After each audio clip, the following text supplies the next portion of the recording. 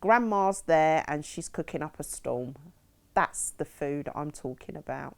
Once there's family and friends gathering, you know there will be lots of food. It's like feeling at home. In my home, everybody comes together and everyone's here. We all eat together, and it's the madness and the hustle and bustle with it, and everyone's sharing and screaming, and it's a crazy place, but we love it because it's like that.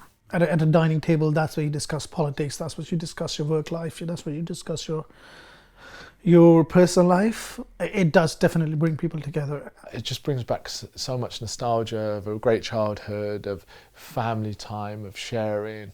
It's like Christmas dinner every day. Even in villages, you fry your groundnut, you share with someone. You fry your maize, you share with someone. You are eating all the time, you call so-and-so when they are playing, come let's eat, because it's one plate. Indian food evokes feelings of comfort and home, of growing up with Indian food, of feeding and eating Indian food at occasions and otherwise. It reminds me probably of my heritage, and you associate it with who you are. Indian food is home. I love Bengali cooking and Bengali food. It's one of my favorite cuisines, but we do have elements of it that can be improved. Some people say, only that, well, eat more. Is that enough? Will that make you full? In African culture, we eat portions, big portions. That's what makes us unhealthy. They say it doesn't show good manners if somebody offers you something and you refuse. Although you know it may be bad for you.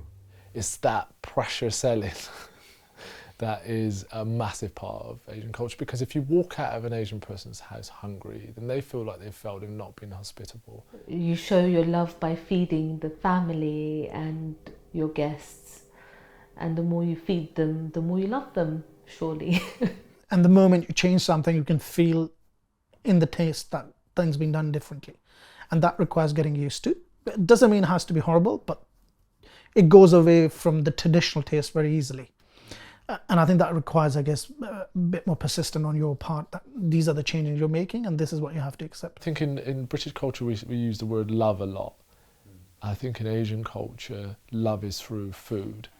So they don't need to say I love you, they don't need to bring flowers, but when you walk in and there's food and given to you. My friends would always say to me, like, when we always come round your house, your mum's always flipping trying to feed us. She's not cooking or cutting up fruit. She's always trying to... That's a sign of love. It's like saying, I don't need to buy you flowers, I don't need to say it, but if I stuff you full of apples and pears and curry, it's love.